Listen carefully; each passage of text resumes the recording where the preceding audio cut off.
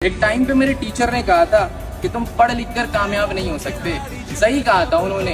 मैं पढ़ लिख कर कामयाब नहीं हुआ हूँ, बिजनेस करके कामयाब हुआ हूँ। नहीं है मुझसा कोई, मैंने जब मिट्टी छुई, हाँ वो भी सोना हुई, जलता मुझसे हर कोई। ভাই তারপর এই ডিগ্রি নিয়ে এই যে বিএ কমপ্লিট করছি, আমি এমএ কমপ্লিট করছি, এই ডিগ্রি দিয়ে তুই কি করলি জীবনে? কি ভাবছিলি জীবনে আমি একটা চাকরি পাবো? বড় সড়ো ডিগ্রি আমার কাছে আছে, আমার কাছেও আছে ভাই। কি করবি এই কাগজটার, কি করবি? আসলে তোমার কাছে যদি স্কিল না থাকে এই যুগে কোনো লাভ নাই ভাই। এই ডিগ্রি নিয়ে বিএ কমপ্লিট করে এমএ কমপ্লিট করে কি লাভ? কোনো ফায়দা নাই, ঠিক আছে? তো যদি বাকিদের থেকে আলাদা কিছু করতে চাও তোমাকে এই যুগে শিখতে হবে স্কিল। তোমার কাছে যদি কোনো স্কিল না থাকে ভাই তোমার কোনো লাভ নেই। এই ডিগ্রি নিচ্ছ, ভাবতেছো ঘুমের মধ্যে, স্বপ্নের মধ্যে যে একদিন না একদিন আমার একটা বড় চাকরি হয়ে যাবে। কি হচ্ছে ভাই? আজকে ঠোকরে খাচ্ছ, তো এখানে ধাক্কা খাচ্ছ, ওখানে ধাক্কা খাচ্ছ।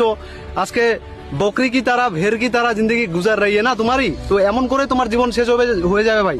আজকে তুমি ভাবতেছো না যে নতুন কিছু করবো, নতুন কিছু শেখার জন্য তুমি আগ্রহী না। একটা কথা বলে মাথায় রেখো, এখনো সময় আছে, মাইন্ডসেটটা চেঞ্জ করো, মাইন্ডসেটটা পরিবর্তন করো, নিজেকে বেটার করে ডেভেলপ করো, ঠিক আছে? এই যে দেখতে পাচ্ছ আমার হাতে ডিগ্রি আছে, কিন্তু আমি কমপ্লিট করছি। এগুলো আসলে আমার কোনো কাজে লাগে নাই, ঠিক আছে? এগুলো বেকার হয়ে গেছে। তো আজকের যুগে ভাই তোমার কাছে যদি স্কিল না থাকে, ঠিক আছে, কোনো লাভ নেই ভাই, ঠিক আছে? Skill most important than in our life. আজকে যদি তুমি নতুন কোনো স্কিল শেখো তাহলে সেইটাই তোমার লাইফ টাইম তোমার পাশে থাকবে। সেই অনেক পাগল ছিল না ভাই, ডিগ্রি নিব আমি, এমএ কমপ্লিট করব, বিএ কমপ্লিট করব, আমার লাইফটা পুরো সেট হয়ে যাবে, একটা ভালো চাকরি পাবো, আমি আমার স্বপ্ন পূরণ করব।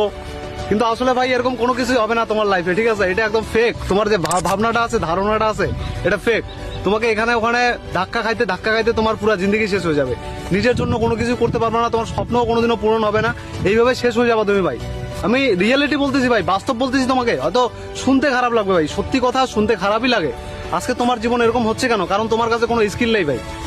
কোনো কাজে যাবা, তুমি কোথাও যাবা, তোমার কাছে যদি স্কিল না থাকে তোমার কোনো দাম থাকবে না, কোনো মূল্য থাকবে না। Not value, your value totally skill depend in. স্কিলটা আমাদের জীবনে গুরুত্বপূর্ণ ভাই। স্কিল তোমাকে শিখতে হবে। কি হচ্ছে কি ভাবছিল না ডিগ্রি নিব, আমার লাইফে বেটার কিছু করব, চাকরি পাবো, বড় একটা স্বপ্ন দেখছিলা, কি হচ্ছে? কিছুই হচ্ছে না। আজকে এখানে ধাক্কা খাচ্ছ, ওখানে ধাক্কা খাচ্ছ, আর এইভাবে ধাক্কা খাইতে ভাই তোমার জীবন পুরো শেষ হয়ে যাবে ভাই। আমি কথা দিচ্ছি, দেখে নিও। আর মাইন্ডসেটটা ভাই চেঞ্জ করো, ঠিক আছে? মাইন্ডসেট যেটা আছে এটা চেঞ্জ করো। এটা চেঞ্জ না করলে ভাই কিছু করতে পারবে না তোমার লাইফে। 100% লিখে দেবো আমি তোমাকে। তো আমি আমার লাইফে বেটার কিছু করছি, আমি মাইন্ডসেটটা পুরোপুরি চেঞ্জ করে ফেলেছি। তো তুমিও যদি তোমার লাইফে ভালো কিছু করতে চাও, বাকিদের থেকে আলাদা কিছু করতে চাও, এরকম মাইন্ডসেট নিয়ে চলো, তো ভাই আমাকে ফলো করতে পারো। সঠিক গাইডলাইন্স আমি তোমাকে দেবো, এন্ড তুমি তোমার লাইফে আলাদা অনেক কিছু ভালো কিছু করতে পারবা, ঠিক আছে? তো চলো, নতুন ব্লগে দেখা হবে, and see you all.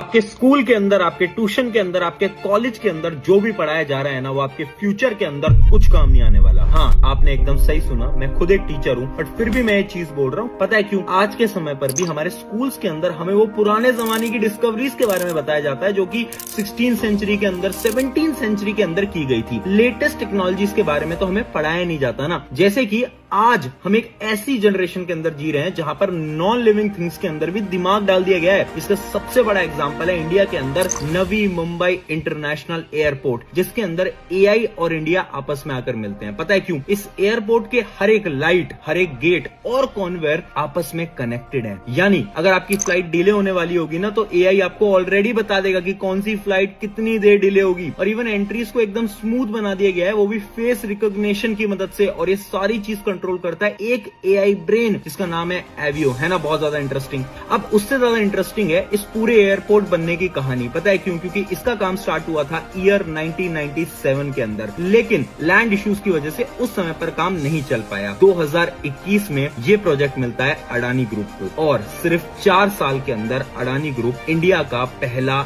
AI enabled airport बना देते हैं। और शायद इसी इनोवेशन की वजह से गौतम अडानी जी को इंडिया का इंफ्रा किंग भी कहा जाता है। अब आज मैं ये स्टोरी आपको इसलिए बता रहा हूँ क्योंकि अगर आपके भी स्कूल, ट्यूशन, कॉलेज के अंदर मार्क्स कम आ रहे हैं ना, तो घबराओ मत, अपने स्किल्स पे फोकस करो, मेहनत करो, आप भी लाइफ के अंदर बहुत कुछ अचीव कर पाओगे।